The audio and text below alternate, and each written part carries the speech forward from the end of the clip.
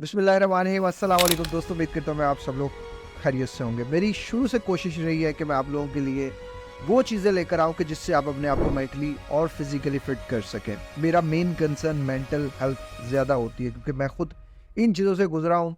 तो मुझे लगता है कि इंसान को मेंटली फ़िट होना फ़िज़िकल फ़िट होने से ज़्यादा ज़रूरी है। लेकिन ये दोनों चीज़ें एक दूसरे से इंटरलिंक है। अगर आप फ़िज़िकली फ़िट होंगे तो बहुत हद तक चांस है कि आप मेंटली भी फ़िट होंगे। अगर आप मेंटली अनफिट हैं तो आप भले दुनिया में जितने मर्जी अमीर हैं, जो मर्जी है, आपको एक चीज़ मिसिंग लगेगी, वो है ज़हनी सुकून। तो आज की इस वीडियो में हम बात करेंगे एक ऐसी चीज़ के बारे में जो है नई लैंग्वेज सीखने के बारे में, जिसे बायलिंगुअल कहा जाता है। बायलिंगुअल लोग वो होते हैं जो एक से ज़्यादा ज़ुबान सीखते हैं या जानते हैं। हम जब छोटे थे बचपन में, मुझे जब इंग्लिश सीखने का बड़ा शौक था, तो मुझे मेरे इर्द गिर्द के लोग कहते थे कि ये फ़रंगियों की लैंग्वेज है, इसे नहीं सीखना चाहिए। ये मेरे ख्याल से हमारे इधर बहुत ज़्यादा एक कॉमन कंसेप्ट है कि फ़रंगियों की लैंग्वेज नहीं सीखनी चाहिए। बट आज इस स्पोर्ट में हम जिस मुकाम पे हैं, हमें फ़रंगियों की लैंग्वेज भी सीखनी है और फ़रंगियों से डॉलर्स भी कमाने हैं, क्योंकि जो हालात चल रहे हैं, पैसे की जो है वो डिवैल्यूएशन होती जा रही है और पैसा दिन ब दिन कमज़ोर होता जा रहा है। अगर आपको लैंग्वेज सीखने के बेनिफिट्स पता चल जाएं और इससे आपकी मेंटल हेल्थ कितनी ज़बरदस्त होने वाली है, आई एम श्योर आप लैंग्वेज सीखेंगे। तो जो लोग इंग्लिश नहीं सीख सकते या नहीं सीखना चाहते या उनके कुछ कंसर्न्स हैं, मेरे भी कुछ कंसर्न्स थे और हैं, अभी भी हैं, सो मैं उनको ज़रा काउंटर करता हूँ। लेकिन ओबियसली आप इंग्लिश नहीं सीखना चाहते या नहीं सीखते, आप पंजाबी सीख सकते हैं, आप अरबिक सीख सकते हैं, आप कोई और लैंग्वेज सीख सकते हैं। अब लैंग्वेज सीखने से आपका मेंटल हेल्थ का क्या कनेक्शन है? न्यूरो साइंस के मुताबिक नई लैंग्वेज सीखना, हमारा माइंड इसको कंसीडर करता है, जैसे हम फिजिकल एक्सरसाइज करते हैं, हमारा माइंड इसे मेंटल एक्सरसाइज जो है ना वो कंसीडर करता है। जैसे जिस्मानी मशक्क़त है, वैसे ये ज़हनी मशक्क़त जो है वो कंसीडर होती है। और इसके मल्टीपल बेनिफिट्स हैं। सबसे पहला जो बेनिफिट होता है, ये हमारी जो है ना वो माइंड हेल्थ को इम्प्रूव करता है, हमारी लर्निंग एबिलिटीज़ को ज़्यादा करता है, मेमोरी को ज़्यादा करता है, माइंड पावर को ज़्यादा करता है, हमारा मेंटली हेल्थ का, क्रिएटिविटी का लेवल बढ़ जाता है, हमारे मूड्स बेहतर हो जाते हैं, स्ट्रेस एंजाइटी कम होती है, डिप्रेशन कम होता है, इससे हमारी नींद बेहतर होती है।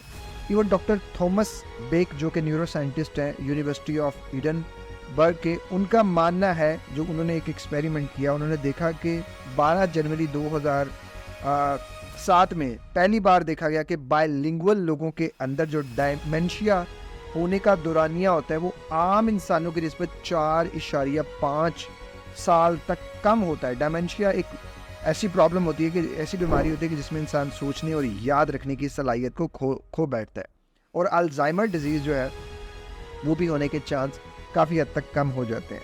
अब को ये जो बायलिंगुअल होना या एक से ज़्यादा लैंग्वेज को सीखना जो है, ये हमारे सोचने समझने के सलाहियत को ज़्यादा करता है, जिसे कोग्निटिव रिजर्व्स कहा जाता है। ये ज़ख़ीरे जो हैं ये वक्त के साथ साथ बढ़ते रहते हैं, हमारी तालीम के साथ, हमारे सीखने के साथ साथ बढ़ते रहते हैं। और इनका फ़ायदा हमें बुढ़ापे में ज़्यादा होता है। इनका इतना फ़ायदा होता है कि बुढ़ापे में बीमारियां होने के जो चांस है वो हमें कम हो जाते हैं। बायलिंगुअल लोगों में डेमेंशिया होने के साथ साथ फालिज होने का जो ख़तरा है वो भी कम हो जाता है, और अगर फालिज हो जाए तो इसकी रिकवरी ज़्यादा जल्दी हो जाती है। कुछ नया सीखना ही हमारे कॉग्निटिव रिजर्व्स को बढ़ाता है। और नया सीखने में लैंग्वेज जो है वो क्या होता है कि इसमें लैंग्वेज में लोगों का रहन सहन होता है, उनके ख़यालात होते हैं, उनके अल्फाज होते हैं, उनके तसव्वुरात होते हैं, तहज़ीब होती है, उनकी ज़िंदगी होती है, उनके अपने मसाइल होते हैं और उन मसाइल का हल होता है। कुछ स्टडीज़ ये मानती हैं कि अगर हम नई लर्निंग्स करते रहते हैं, अगर आप लैंग्वेज लर्न की बात करते रहते हैं, आप लैंग्वेज लर्निंग करते रहते हैं, तो ये आपकी लाइफ की लॉन्जिविटी को भी बढ़ाती है, यानी कि लाइफ के दौरानियों को बढ़ा देती है। रिसर्चर्स का मानना है कि हमारे दिमाग के अंदर ना एक न्यूरॉन्स का कम्प्लेक्स नेटवर्क होता है, जो कि बचपन में हमारे 7 साल तक जो है ना वो सीखने की सलाहियत होती है। उसके बाद बुढ़ापे तक, 7 साल के बाद बुढ़ापे तक हम चीज़ों को सीखते नहीं हैं। जो पुराने पैटर्न्स हुए होते हैं उन्हें ही नई इन्फॉर्मेशन के साथ जो है वो रिप्लेस करते हैं। तो जितना ज़्यादा आप सीखते रहेंगे, आपके पुराने बिलीव जो है वो नए बिलीव्स के साथ रिप्लेस होते रहेंगे, पुरानी इन्फॉर्मेशन जो है वो नई इन्फॉर्मेशन के साथ रिप्लेस होती रहेगी, तो नए ब्रेन पैटर्न्स बनते रहेंगे। नए ब्रेन पैटर्न्स बनाते रहेंगे आप, तो आप देखेंगे कि आपकी लाइफ में प्रॉब्लम को सॉल्व करने के आपके पास ज़्यादा सॉल्यूशंस होंगे।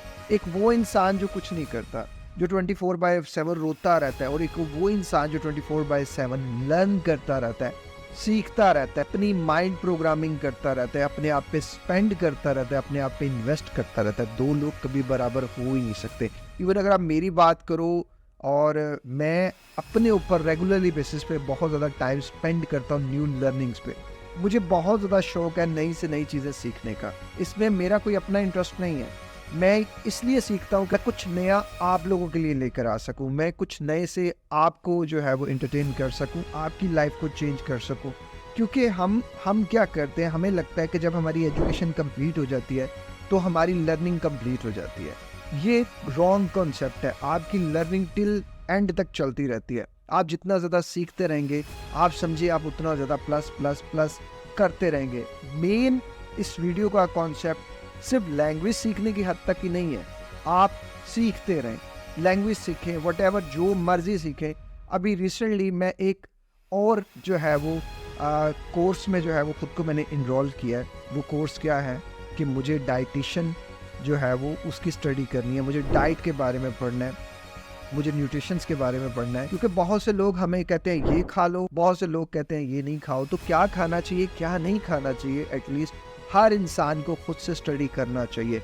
और मैं सिंपली एक ही बात कहूँगा, करते रहो, पढ़ते रहो, पढ़ते रहो, वक्त के साथ साथ सीखते रहो, और उस सीखने को अपने ऊपर इम्प्लीमेंट करते रहो।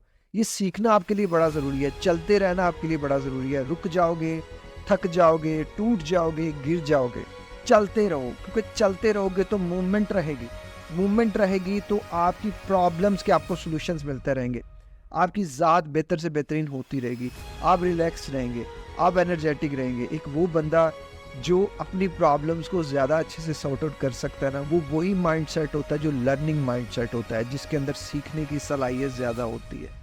जो ज़्यादा सीखता है, जो ज़्यादा नॉलेज पढ़ता है, जो वही ज़्यादा सीखता है।